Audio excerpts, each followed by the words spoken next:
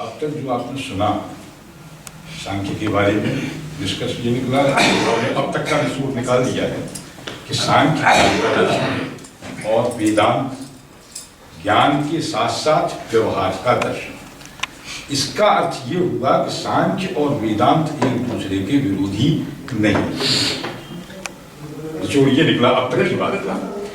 अब इस बात को समापन की ओर ले जाते हैं हम डॉक्टर वेदराम जी विद्यार्थी से निवेदन करूंगा कि इस पूरे कार्यक्रम का समाहार करते हुए भारतीय जो शिक्षा है, डॉक्टर विद्यार्थी जी शिक्षा शास्त्र के बड़े प्रख्यात विद्वान हैं, आगरा विश्वविद्यालय में शिक्षा विभाग के डीन रहे हैं और वैसे भी आपका वर्क काम बहुत है, आपके भाषण, आपकी पुस्तकें वो बड़े अनमोल और बहुत है।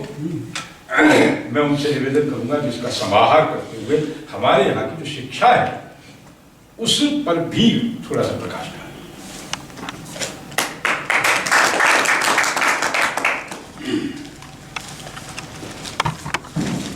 मेरे परम आदरणीय डॉक्टर मिश्र जी, शर्मा जी, अशोक जी, सभागार में उपस्थित देवी और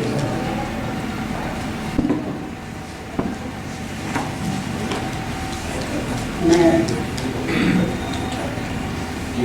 बहुत भाव विभोर हूँ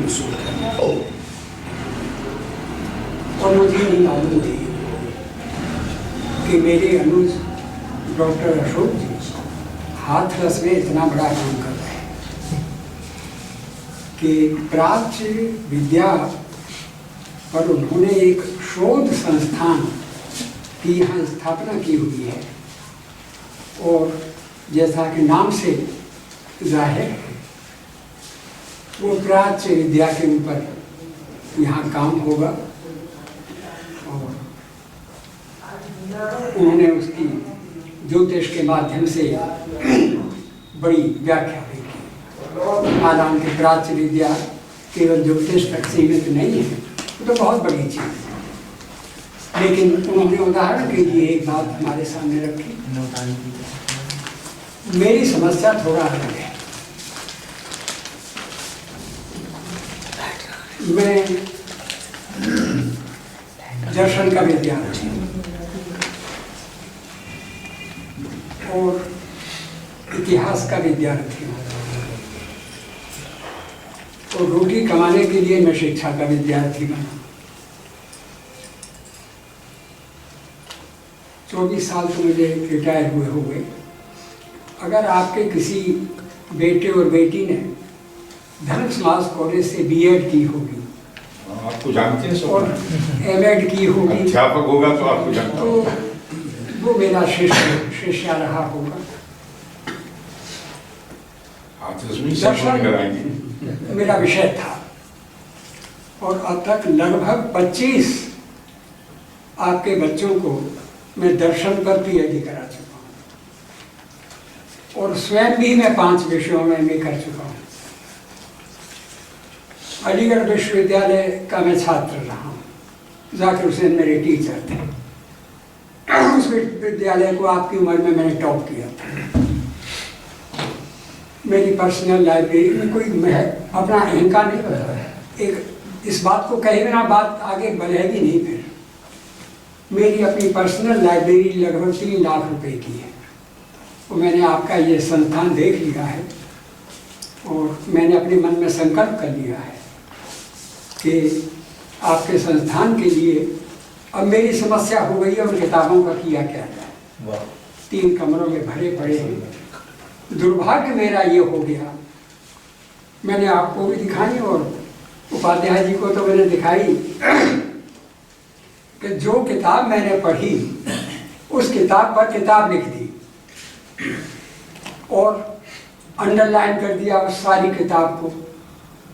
अब उस किताब का स्थान या तो कबाड़ी की दुकान है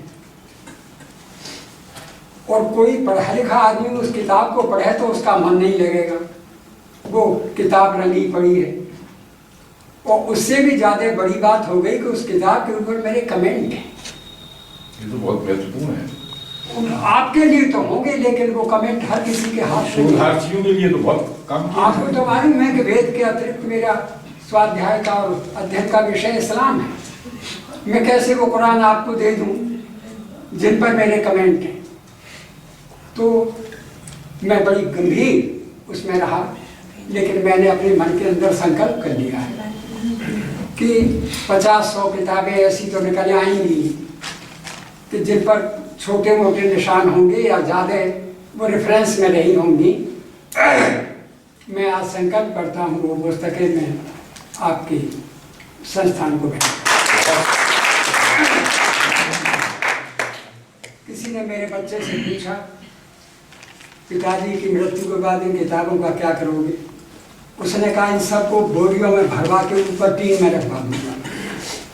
तो मैंने कहा अपने बेटे से, इनके इससे बढ़िया समाधान मेरे पास है, मेरा दाह संस्कार ही मेरी किताबों में करा देना,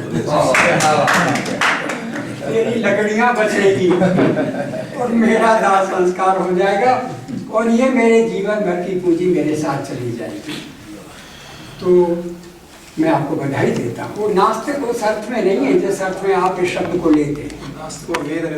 अगर उसके लिए वेद विरोधी शब्द का प्रयोग करें कि वैदिक दर्शन और वेद विरोधी दर्शन, तो वेद विरोधियों में नंबर 1 पर जो दर्शन आता है वो चार्वाक आता है। और आपने बिल्कुल ठीक कहा, हमारे 6 दर्शनों में सांख्य प्राचीनतम है, लेकिन वेद विरोधियों में चार्वाक प्राचीनतम है। वेद का विरोध चार्वाक दर्शन से ही प्रारंभ हुआ और वो पहला व्यक्ति था, उसने कहा ये सब बकवास है, न कहीं कोई ब्रह्म है, न कहीं कोई परमात्मा है, न कहीं कोई आत्मा है, न कहीं कोई मर के कहीं जाता है और न कहीं कोई कर्मों के फल हैं।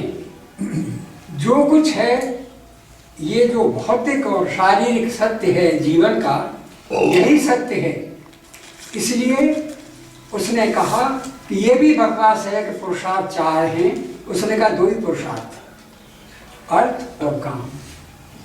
काम लक्ष्य है और अर्थ उसका साधन है। आज तो सब इसी को मानते हैं। यहाँ से वेद का विरोध प्रारंभ होता है।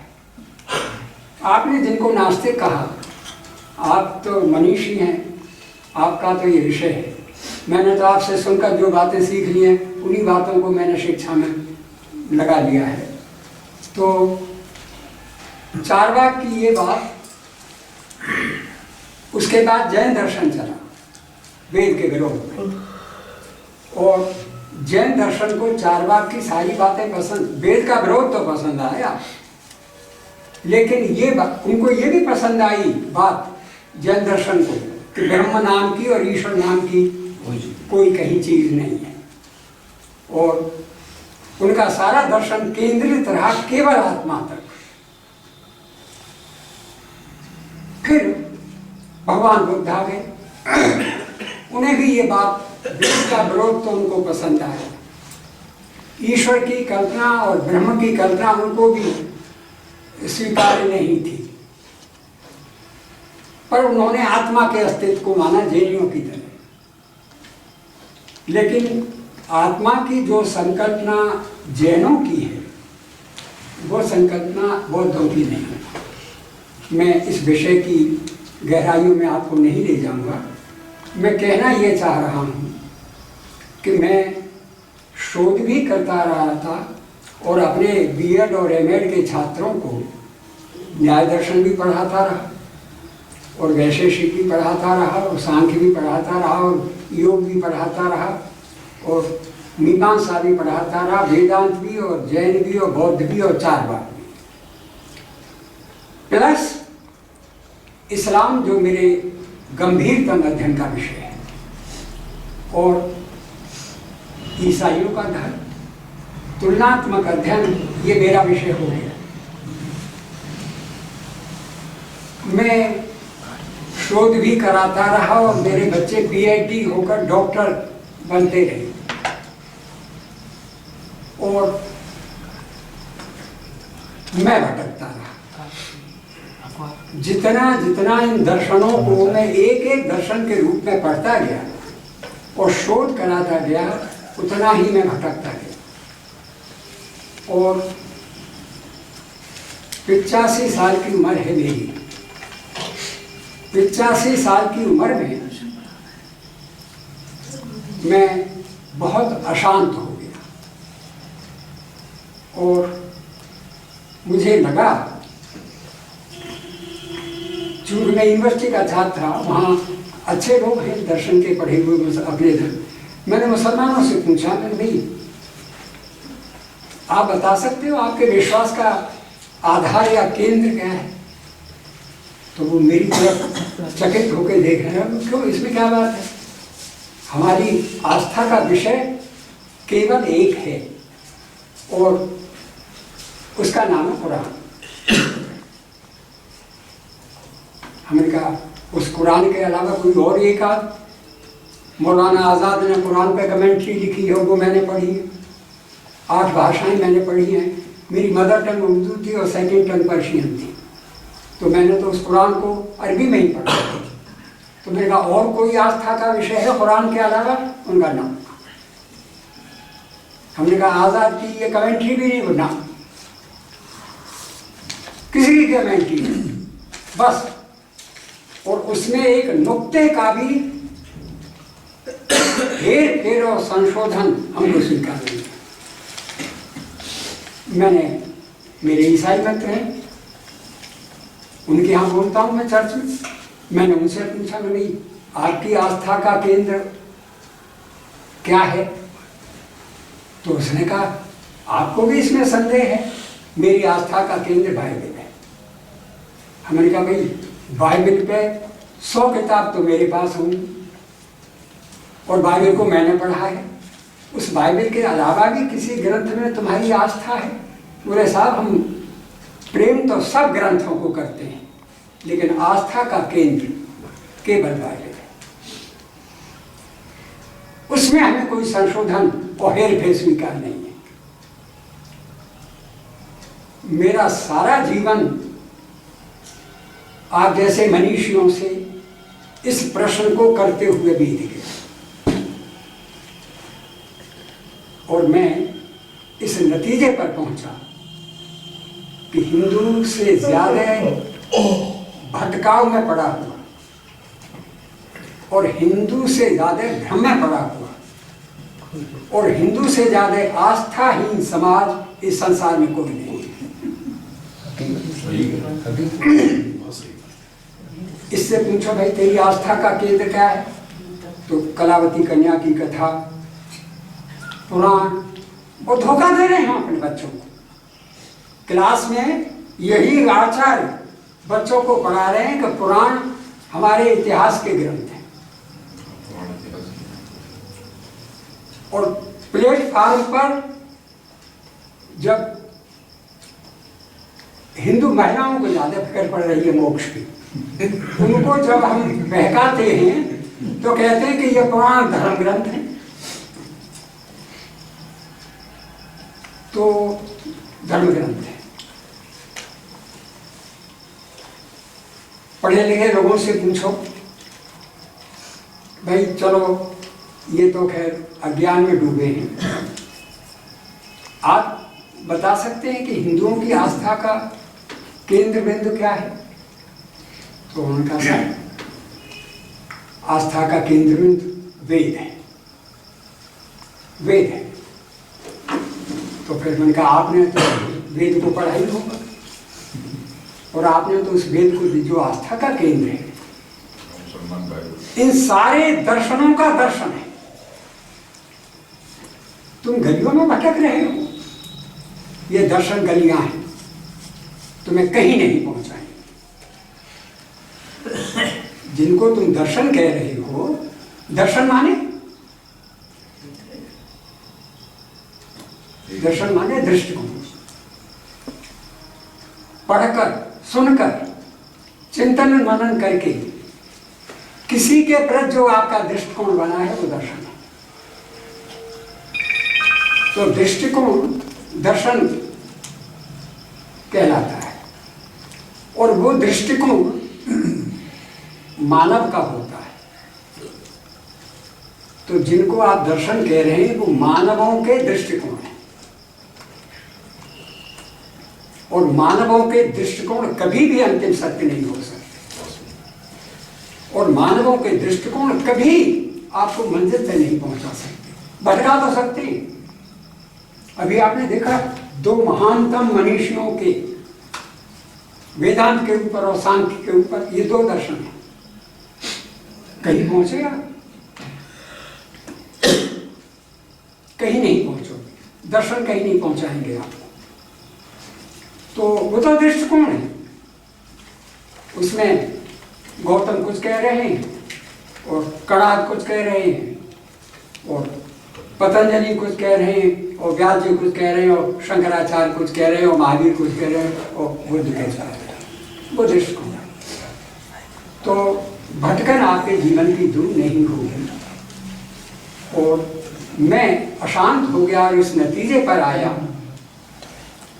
कि हिंदू भटक रहा है, और ये कोई इसको ये बताने वाला नहीं है कि इसकी भटकन का समाधान क्या है। ये वेद का नाम भी लेता है और उसे ब्रह्म का निश्वास मानता है, और ये मानता है कि वो दिव्य है, दिव्य संदेश है, लेकिन उसकी शक्ल भी नहीं देख सकता। तो आखिर कथनियों करने में कितना अंतर लाओगे कि वो परमात्मा की वाणी भी है और दिव्य भी है और उसको देखा तक नहीं। तो मुझे बहुत अधिक चिंता हुई, लेकिन एक ग्रंथ मैंने पढ़ा था अब से 10-15 साल पहले, आपका एक बच्चा पहुंच गया उस पर काम करने के लिए, महर्षि अरविंद के, और उस अरविंद पर काम कराने के लिए थोड़ा तैयारी, हालांकि मुझे दिखाई नहीं देता, कुछ तैयारी मुझे करनी पड़ी, और मेरी सारी समस्याओं का समाधान, मेरी सारी चिंताओं का समाधान, मेरी सारी अशांति का निराकरण अरविंद जी की लाइफ डिवाइन से हुआ, दिव्य जीवन से हुआ। और मैं पहला सुझाव आपको ये दूंगा कि वेदों को अगर अवसर दें तो पढ़ना चाहिए, लेकिन दिव्य जीवन अरविंद जी महाराज का जो लाइफ डिवाइन है, आप वो ज़रूर पढ़ना। अगर वो ग्रंथ एक आपने नहीं पढ़ा तो आपके जीवन में बहुत बड़ा अभाव रह जाएगा। मेरी सारी अशांति दूर हुई उस ग्रंथ को पढ़कर। अरविंद जी महाराज के संपूर्ण चिंतन के लिए उन्होंने स्वयं एक शब्द हमको दिया है, और वो शब्द है इंटीग्रलिज्म। वो अपने दर्शन को इंटीग्रल कहते हैं, और इंटीग्रल का मतलब यह है समग्र। तो मैं एक बात आपसे पूछ रहा हूं कि ये सारे दर्शन कहां से, कहीं इनका स्रोत तो होगा। ये सारे दर्शन कहां से निकल के आए हैं? इन सारे पुराणों में जो कुछ लिखा हुआ है उसका मूल स्रोत क्या है? ये जितनी स्मृतियां लिखी हुई हैं वो सब कहां से निकल कर लाए, कहां से लाए इन सारी बातों को? एक ही उत्तर मिलेगा आपको, वेद। इन सब का स्रोत वेद है। चाहे आप स्मृतियों के माध्यम से बात करो, और चाहे वेदांत के माध्यम से करो, और चाहे सांख्य के माध्यम से करो, और चाहे पुराण के माध्यम से करो, लेकिन एक अंतर के साथ कि मठा में पानी ज्यादा मिला दिया गया है। ये ग्रंथ व्याख्या के ग्रंथ तो हैं, लेकिन वेद से इतना भटक गए हैं कि सत्य ओझल हो गया है। मेरी समस्या है शिक्षा, और डॉक्टर साहब का इशारा है कि मैं विस्तार न करूं। मैं एक प्रश्न उठाई देता हूं। डॉक्टर साहब का आदेश था कि मैं प्राचीन शिक्षा के ऊपर कुछ विचार आपके सामने रखूं। यही विचार रख रहा हूं। मैं शिक्षा पर ही बोल रहा हूं, कोई वेद पर नहीं बोल रहा।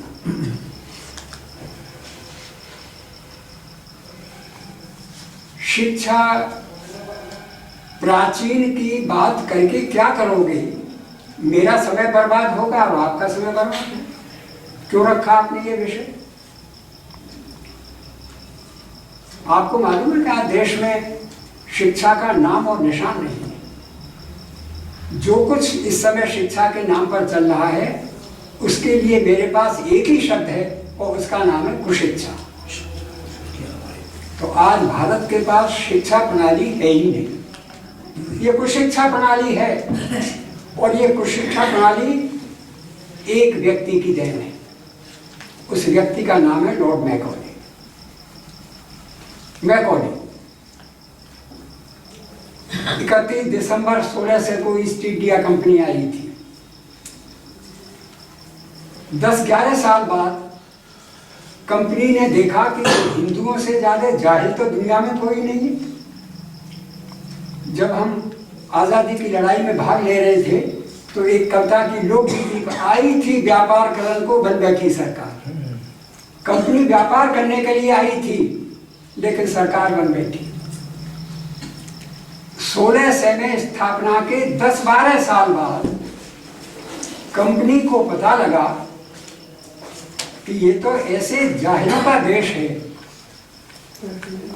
कि इनको आसानी से ईसाई बनाया जा सकता है। और हर जहाज पर एक पादरी आने लगा कंपनी के बच्चों के पढ़ाने के नाम पर, और पढ़ाई शुरू हो गई। आप विश्वास करेंगे कि पहले हिंदू का ईसाईकरण इंग्लैंड के बादशाह के हाथों से हुआ था। इंग्लैंड ले जाया गया था उसको, कंपनी ने अपने खर्चे पर इंग्लैंड भेजा था और इंग्लैंड के तत्कालीन बादशाह ने अपने हाथों से उस हिंदू को ईसाई बनाया। फिर कंपनी का विश्वास बनता चला गया कि इस संसार में हिंदू से ज्यादा धर्मभ्रष्ट कोई नहीं है, इसे आसानी से ईसाई बनाया जा सकता है। 1835 में कंपनी ने जिम्मेदारी ले ली, पहले नहीं ली, बाद में ले ली शिक्षा की। और 1835 में मैकॉले ने अंग्रेजों के शासनकाल की शिक्षा नीति का निर्धारण किया। 2 वाक्य, लंबा है वो निर्णय, तो लंबा है लेकिन 2 शब्दों में है वो। उसने कहा शिक्षा का आधार पाश्चात्य सभ्यता, ज्ञान, विज्ञान और संस्कृति होगी।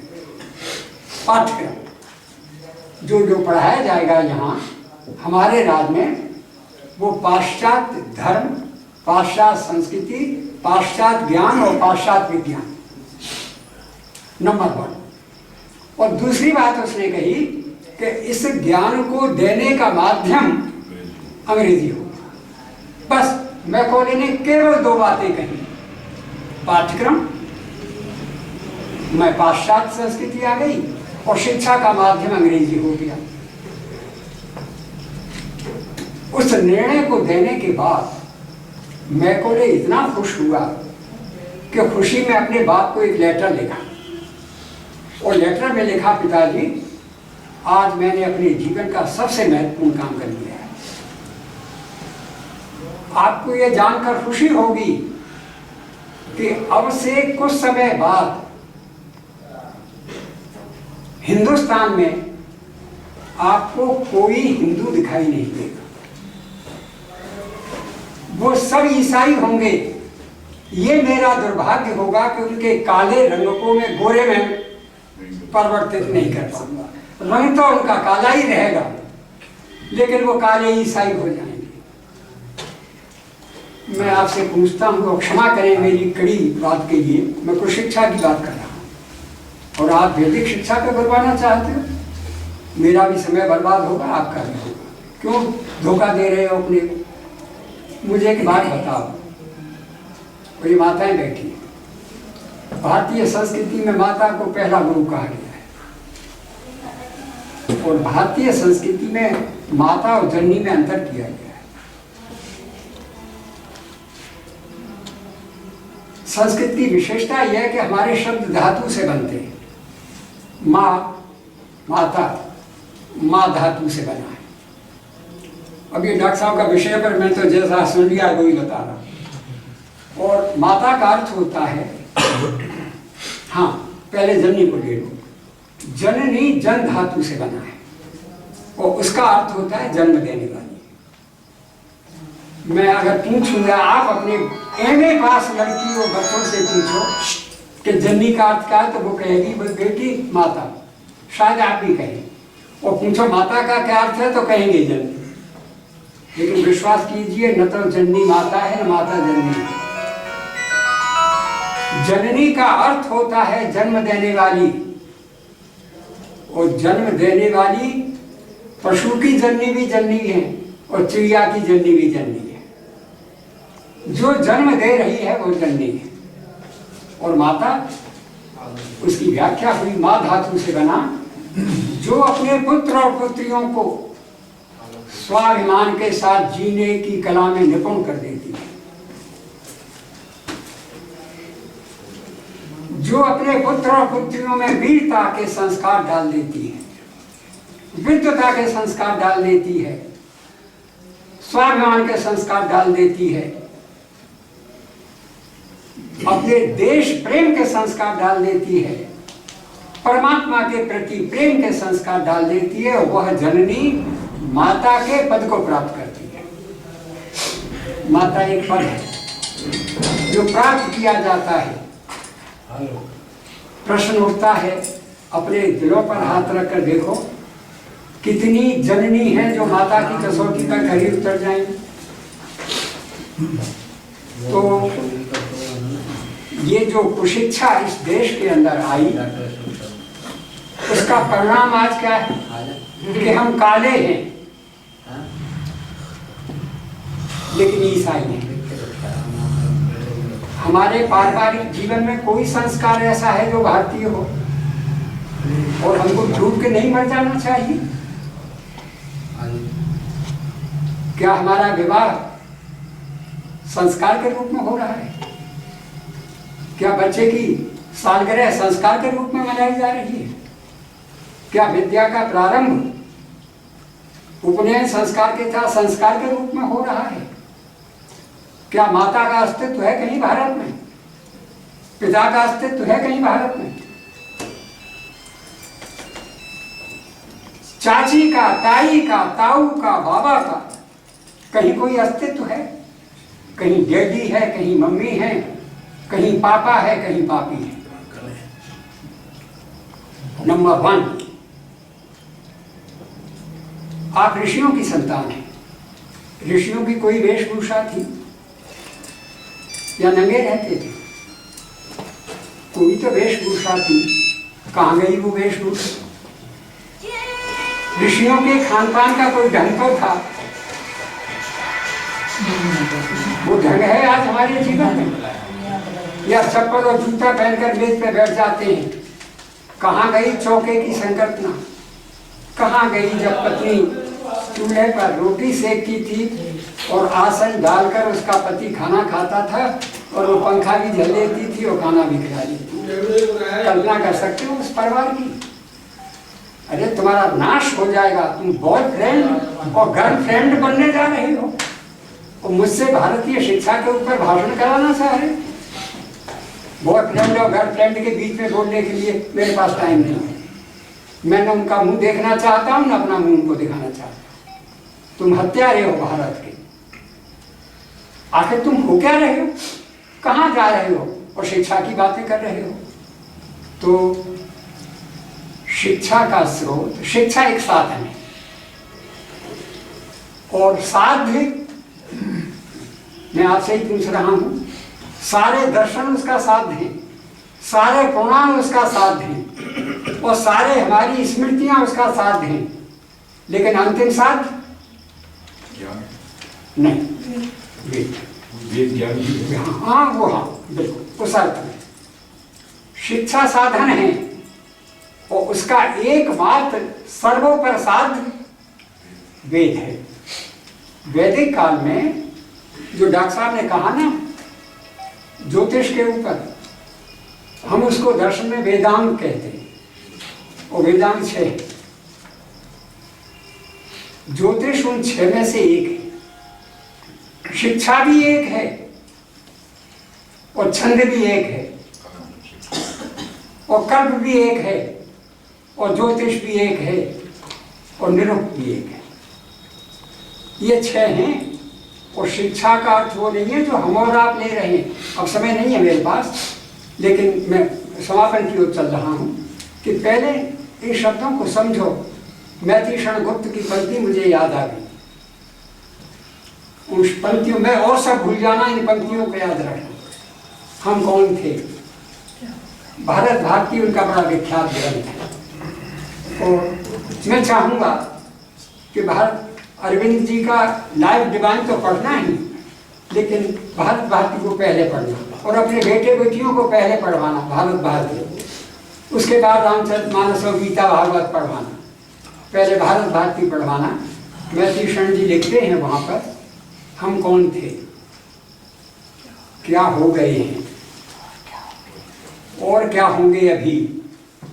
आओ विचारें आज मिलकर ये समस्याएं सभी। तो बार बार उठाओ इस प्रश्न को, हम कौन थे। उत्तर आएगा, हम ऋषियों की संतान थे, हम वेद की संतान थे। अब हम कहाँ पहुंचे हैं? और अगर पतन की यही परंपरा है तो और कहाँ पहुंचेंगे। इन तीनों प्रश्नों को रात और दिन उठाओ और रात और दिन इनके ऊपर विचार करो और फिर विचार करो कि हम शिक्षा के नाम पर अपने को और अपने बच्चों को ही कितना धोखा दे रहे हैं। शिक्षा है कहाँ? डॉक्टर बनाना शिक्षा है, इंजीनियर बनाना शिक्षा है, प्रोफेसर बनाना शिक्षा है, हिंदू बनाना शिक्षा है, बौद्ध बनाना शिक्षा है, जैन बनाना शिक्षा है, मुसलमान बनाना शिक्षा है, ईसाई बनाना शिक्षा है? बिल्कुल नहीं है। तो फिर शिक्षा क्या है? नहीं उत्तर आ रहा है और सबके पास उत्तर है। इस प्रश्न का उत्तर भी वेद देता है और एक वेद देता है। स्वामी वेदानंद जी महाराज ने वेद पर, मैं समापन करूं, वेद पर उन्होंने बहुत व्याख्यान की। ऋग्वेद के एक मंत्र पर कहा है कि अगर चारों वेदों का संदेश हमारे हाथ से निकल जाए और इस एक मंत्र का संदेश हमको याद रह जाए, हमारे हाथ में रह जाए, तो मानव का जीवन धन्य हो जाए। एक मंत्र वेद, ऋग्वेद का एक मंत्र, यानी चारों वेदों का सार। जैसे गीता का सार 2 शब्दों में है। श्लोक तो गीता का बहुत बड़ा हो गया, 2 शब्दों में गीता का सार है। अर्जुन दुनिया भर की बातें मैंने कह ली और लड़ाई का मैदान है, अब ज्यादा समय क्यों बर्बाद करता है, तो मैं तुझे बहुत संक्षेप में बता देता हूँ। माम नुस्मर युद्धम से 700 श्लोकों का सार है गीता का। मेरा स्मरण कर और युद्ध कर। मेरे आपके लिए युद्ध का क्या अर्थ है? कर्तव्य कर्म का पालन। मेरा स्मरण कर और अपने कर्तव्य कर्म का।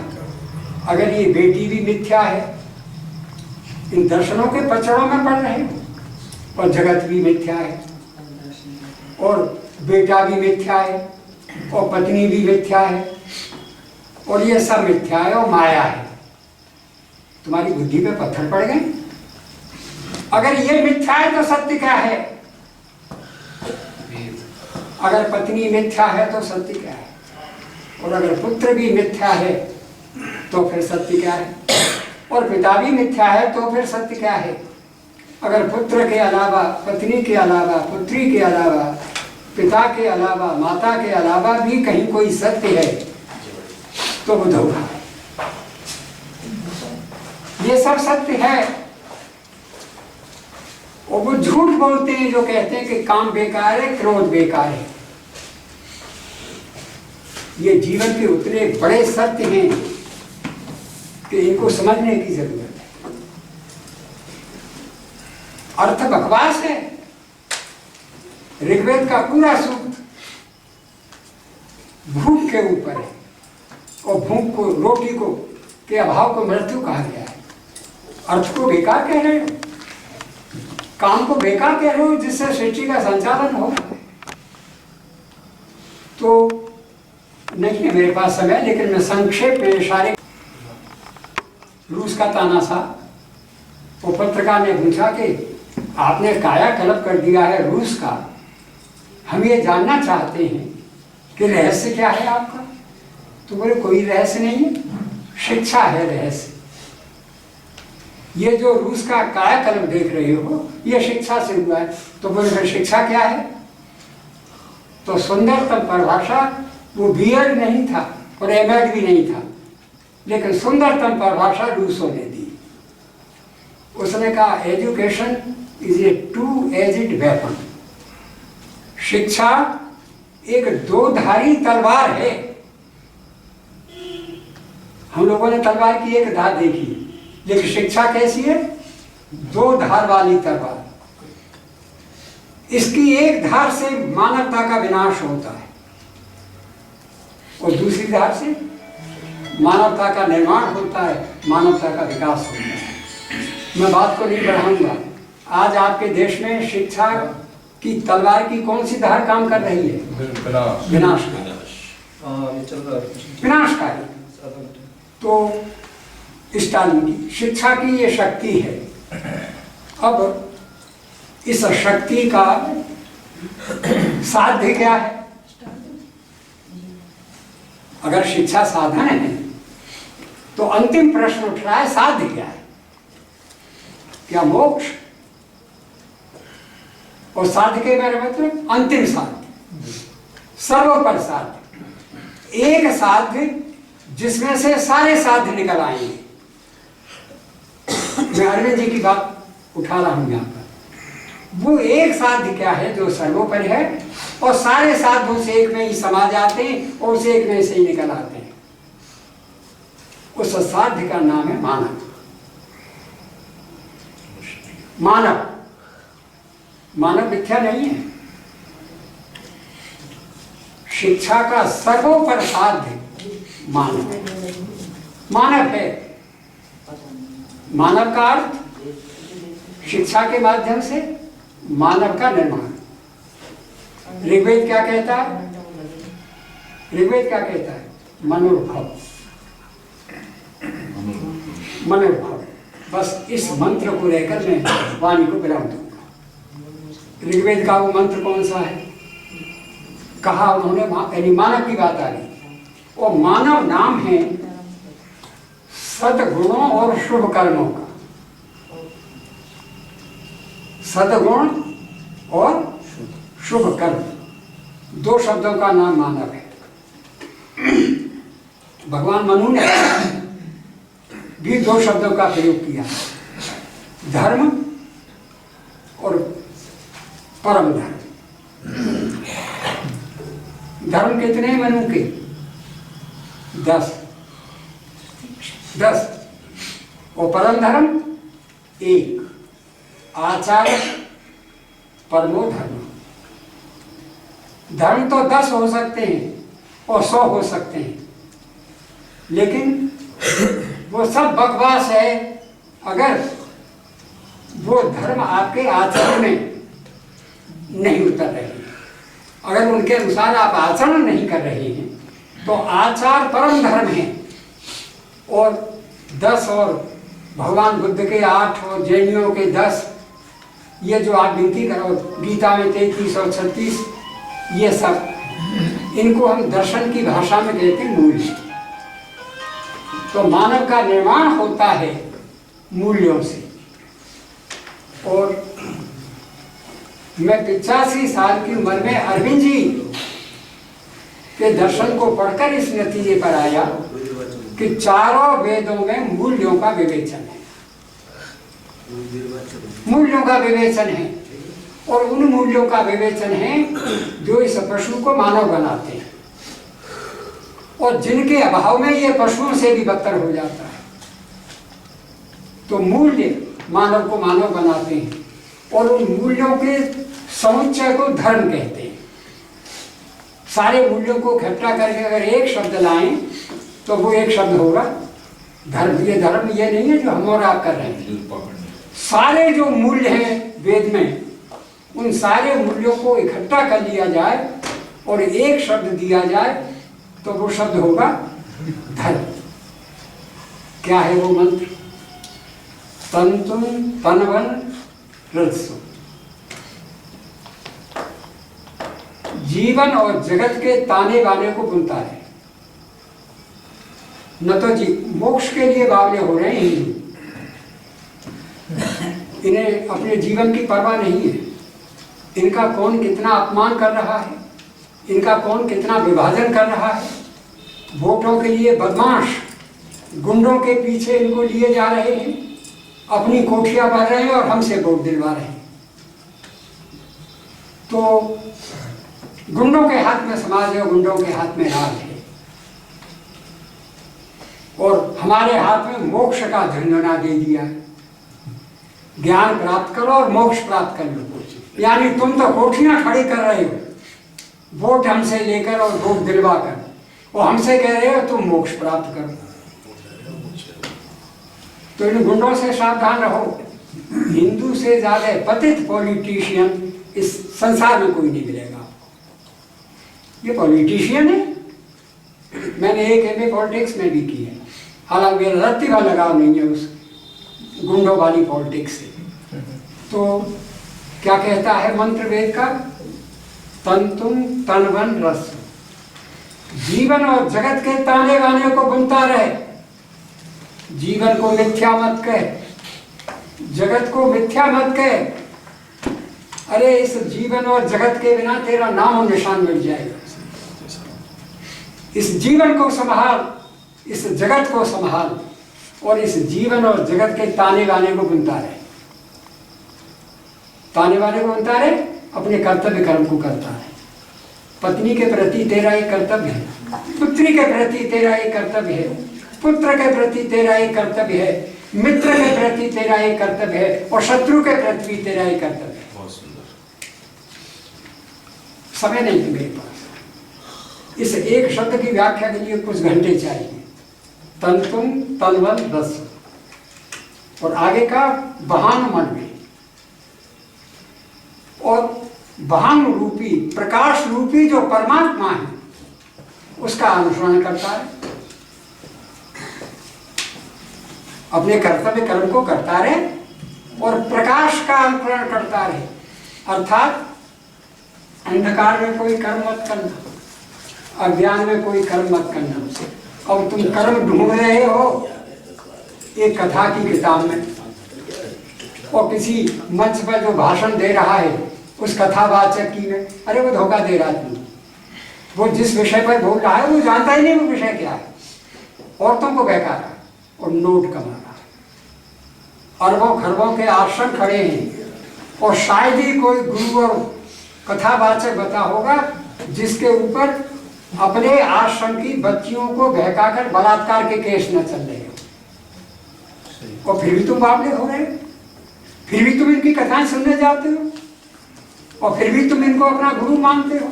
जानते हो गुरु कौन होता है और कैसे बनाया जाता है? 85 साल की उम्र में मुझे गुरु नहीं मिला और ढूंढता फिर रहा, हालांकि मैंने कल्पना करके मान लिया किसी को। तो प्रकाश का अनुकरण करता है। आगे कहा ज्योतिष मत पथो रक्ष धिया कृता, और मनीषियों ने अपनी बुद्धियों से सोच कर समझ कर, ऋषि मुनियों ने जो मार्ग तुम्हारे चलने के लिए बनाए हैं उन मार्गों पे चलो। तुम्हारे और मेरे अंदर इतनी योग्यता कहाँ है जो हम जीवन का मार्ग बना सकें? अरे मार्ग तो पहले ही बना दिए, और ऋषियों मुनियों ने बना दिए। उन मार्गों को समझो, उन मार्गों पे चलो। तुम क्या मार्ग बनाओगे? कहाँ है तमीज तुम्हारे अंदर मार्ग बनाने की और मार्गों का निर्माण करने की? तो उन मार्गों पर चलो। आगे कहा उन्होंने अनुर्वणम भयत योगवान, और जो उपासकों की, श्रेष्ठ पुरुषों की जो कर्म है, जो उन्होंने कर्म किए हैं, उन्हीं कर्मों का अनुसरण कर।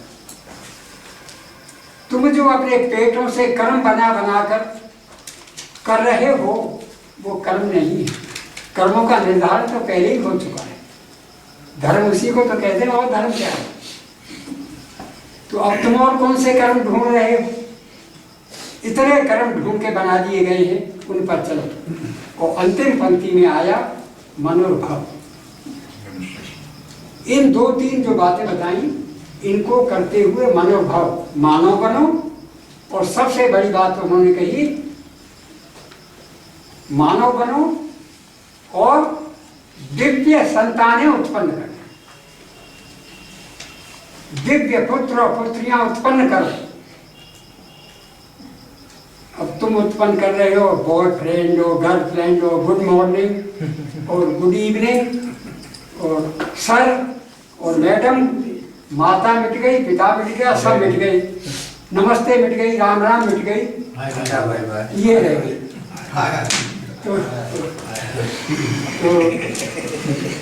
बक रहा हूँ जुनू में क्या क्या, कुछ न समझे खुदा करे। पता नहीं मैं क्या कह गया, लेकिन अब मेरे पास कुछ और कहने के लिए शेष नहीं था। अप्रिय शब्दों के लिए मैं क्षमा याचना करते हुए वाणी को